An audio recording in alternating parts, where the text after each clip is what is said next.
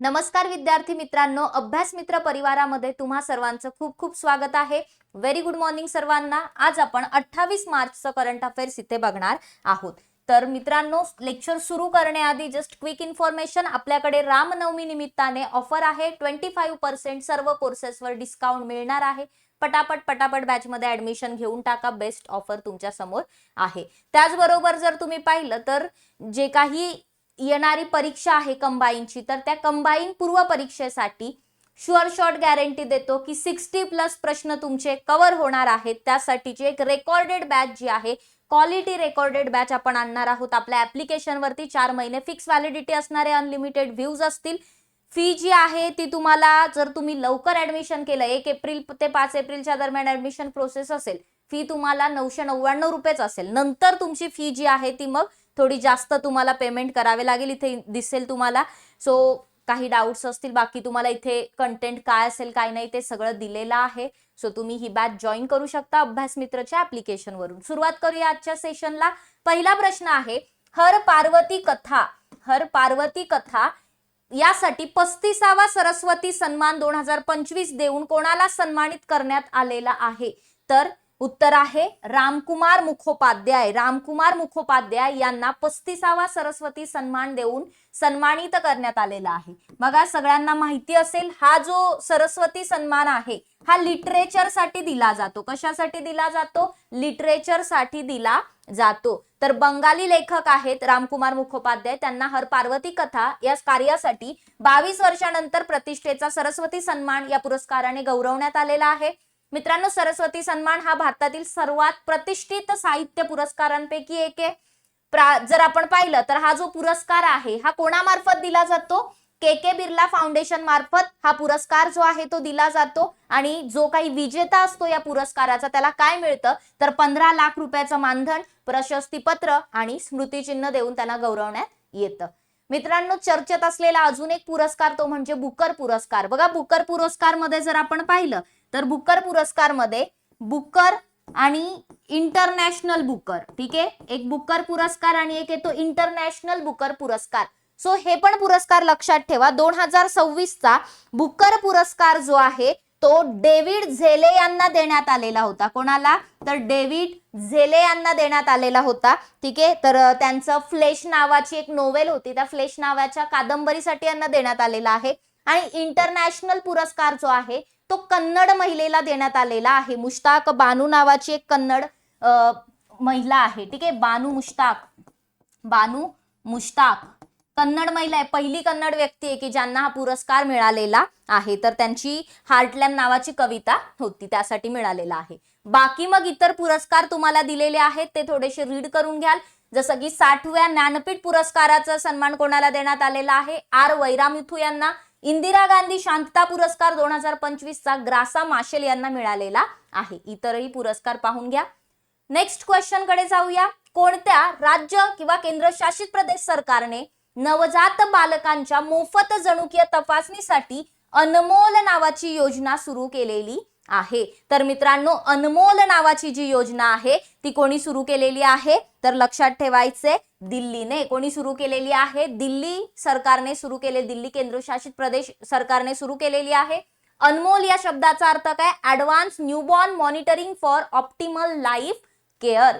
ठीक आहे, so newborn साठीची योजना आहे. नवजात बालकं जी आहेत त्यांच्यामध्ये अनुवांशिक आणि जन्मजात जे विकार असतात तर त्यांचं लवकरात लवकर निदान झालं पाहिजे. बेसिकली रक्ताचा एक जो थेंब आहे, त्या रक्ताच्या एका थेंबाद्वारे 56 प्रकारचे जे अनुवांशिक आजार आहेत त्यासाठीची तपासणी जी आहे ती मोफतरित्या केली जाणार आहे, जेणेकरून पुढे जाऊन ते अनुवांशिक आजार जे ते टॅकल करता आले पाहिजे. सो हे एक लक्षात ठेवायचं आहे. बाकी मग एक गोष्ट अजून तुम्ही लक्षात ठेवू शकता, 25 मार्चला काय सेलिब्रेट केलं जातं? अनबॉर्न चाइल्ड डे सेलिब्रेट केला जातो. नेक्स्ट क्वेश्चन आहे, IQ एअरच्या जागतिक वायू गुणवत्ता अहवाल 2025 नुसार जगातील सर्वात प्रदूषित देश कोणता आहे?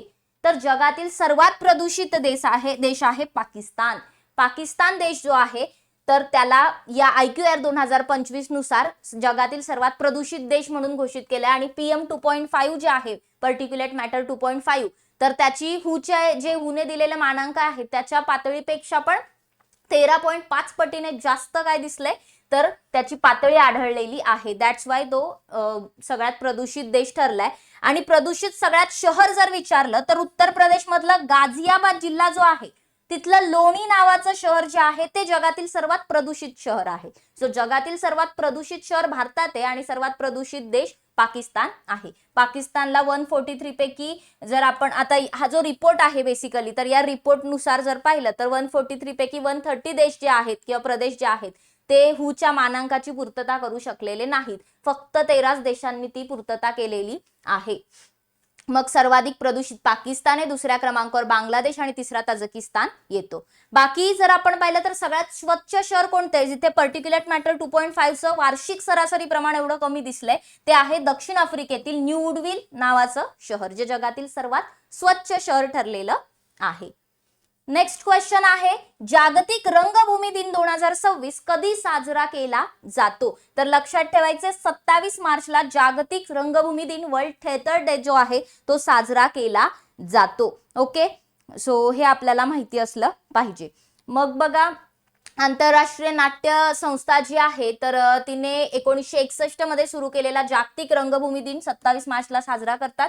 नाट्यकला आणि तिचे जे कलाकार आहेत तर मानवी अभिव्यक्ता व्यतिरिक्त जर पाहिलं तर त्याची भूमिका सन्मान करण्यासाठी त्याची जी लाईक जो रोल प्ले करतात त्या रोलला सन्मानित करण्यासाठी हा जो दिवस आहे तो साजरा केला जातो. या वर्षीची थीम होती theatre and culture of peace. Okay, morning कन्सल्टने प्रसिद्ध केलेल्या रेटिंगनुसार 68% पसंतीसह जगातील सर्वात लोकप्रिय नेता म्हणून कोणाला स्थान देण्यात आलेलं आहे? तर आपल्या देशाचे पंतप्रधान श्री नरेंद्र मोदी यांना हे स्थान देण्यात आलेलं आहे. टॉप रँकिंग मध्ये नरेंद्र मोदी आहेत. सो तिसऱ्यांदा त्यांना लोकप्रिय नेते म्हणून हे स्थान मिळालेलं आहे. बघा, तुम्ही ऍडिशनल पॉइंट इथे लक्षात ठेवू शकता. नरेंद्र मोदी हे आता सगळ्यात म्हणजे लीडिंग मध्ये लीड जास्त दिवस लीड करणारे हेड व्यक्ती कोण बनलेले आहेत? नरेंद्र मोदी बनलेले आहेत. आधीचा जो रेकॉर्ड होता तो त्यांनी ब्रेक केलेला आहे. इवन सिक्कीमचे जे मुख्यमंत्री होते पवन कुमार तर त्यांचा पण रेकॉर्ड नरेंद्र मोदी यांनी ब्रेक केलेला आहे. सो सर्वाधिक वेळ सत्तेवर असणारे व्यक्ती ठरलेले आहेत. American data analytics firm morning कन्सल्टच्या सर्वेक्षणानुसार पंतप्रधान मोदींना 68% पसंती मिळाली. अमेरिकेचे अध्यक्ष डोनाल्ड ट्रम्प बघा यांना फक्त 39% पसंती मिळाली. पहिल्या टॉप 10 मध्ये सुद्धा डोनाल्ड ट्रम्प नाहीयेत. ठीक आहे, तर कोण आहे टॉप 3? नरेंद्र मोदी आहेत 68%, देन 62% स्वित्झर्लंडचे गाय पार्मेलिन यांना पसंती मिळालेली आहे, सेकंड नंबर. थर्ड आहेत ली जे म्युंग दक्षिण कोरियाचे, सो यांना 62% रेटिंग मिळालेली आहे. नेक्स्ट इज एप्रिल 2026 मध्ये नियोजित असलेली आर्टेमिस 2 मोहीम 1972च्या कोणत्या मोहिमेनंतरची पृथ्वीच्या निम्न कक्षाच्या लो अर्थ ऑर्बिटच्या पलीकडील पहिली मानवी मोहीम असेल? अपोलो 11, अपोलो 17, स्कायलॅब 1, मिथुन 8 कोणती असणार आहे? तर Apollo 17. Correct answer is Apollo 17. लक्षात ठेवायचे. आर्टेमिस 2 जी मोहीम आहे ती नासाच्या आर्टेमिस कार्यक्रम जो आहे, आर्टेमिस प्रोग्राम जो आहे त्यातली पहिली मानवी मोहीम असणार आहे. सो ज्यामध्ये मानवाला 54 वर्षानंतर पुन्हा चंद्राच्या जवळ घेऊन जाणारी ही मोहीम आहे. याचा पिरियड जो आहे तो जवळपास 10 दिवसांचा कालावधी असेल.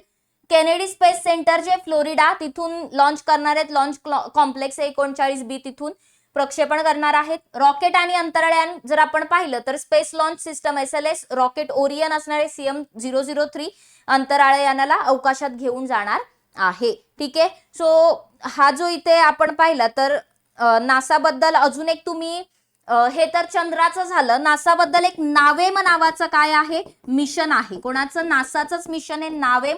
कशासाठीचं? तर मार्स साठीचं हे मिशन आहे. मार्स साठीचं हे मिशन आहे. एक्स्ट्रा लक्षात ठेवू शकता. बाकी जर पाहिलं तर ही जी मोहीम असणार आहे त्यामध्ये रीड वाइजमन हे कमांडर असणार आहेत. Then Victor Glover, Christina Koch ही चंद्रावर जाणारी पहिली महिला असणार आहे. ठीक आहे, आणि जेरेमी हॅन्सेन. तर हे 4 व्यक्ती या मोहिमेमध्ये समावेश होणार आहेत. कोणत्या भारतीय स्टार्टअपने इस्रोच्या लिक्विड प्रोपल्शन सिस्टमला सेंटर LPSC अत्याधुनिक आकाश 300 3D प्रिंटर सुपूर्द केला आहे? तर याचं करेक्ट आन्सर आहे space time 4D printing solutions. So लक्षात ठेवायचे आकाश 300 3D प्रिंटर बेसिकली काय तर एक हाय टेम्परेचर आणि जर आपण पाहिलं तर मल्टी लेवलला ठीक आहे बहुसाहित्य एक्सट्रुजन UD प्रिंटर आहे. आणि तो जो प्रिंटर आहे तो विशेषतः प्रगत एरोस्पेस अनुप्रयोगांसाठी डिझाईन केलेला आहे.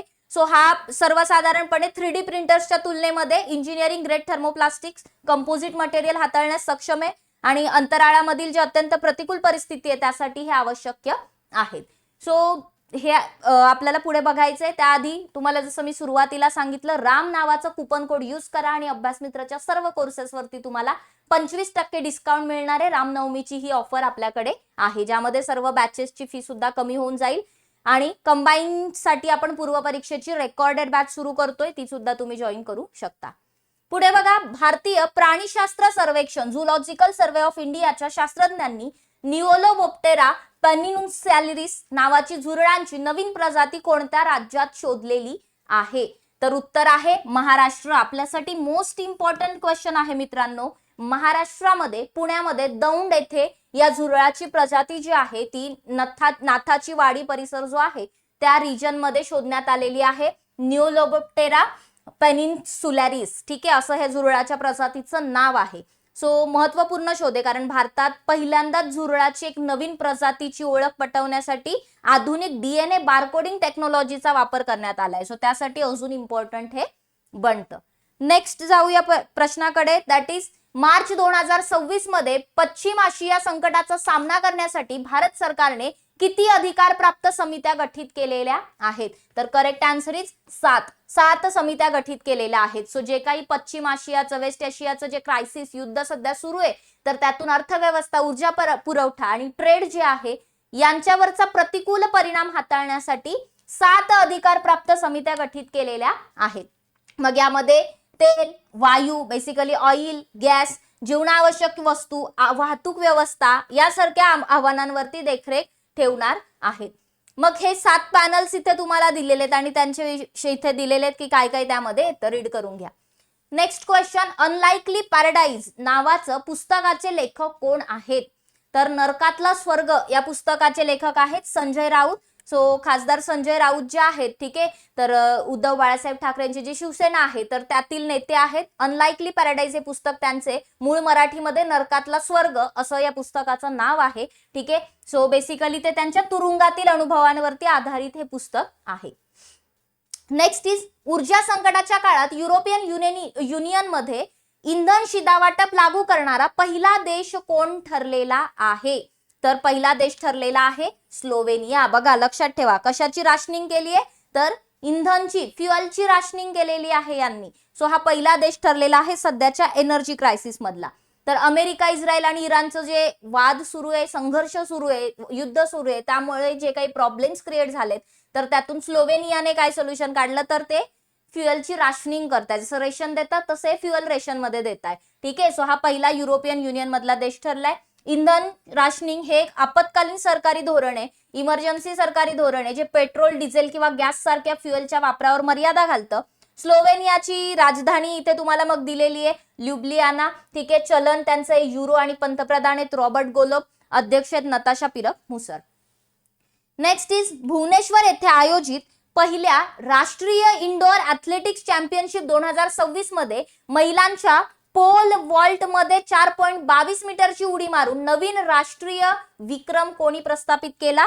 तर तमिळनाडूची बरानिका एलंगोवन. कोण? तमिळनाडूच्या बरानिका एलंगोवन यांनी हा विक्रम केलेला आहे. रोझी मीना पॉलराजचा 4.21 मीटरची त्यांनी जी उडी मारली होती त्याचा विक्रम तोडला आणि ही हिस्टोरिकल कामगिरी केलेली आहे. सो बेसिकली विक्रम मिळवलेला आहे.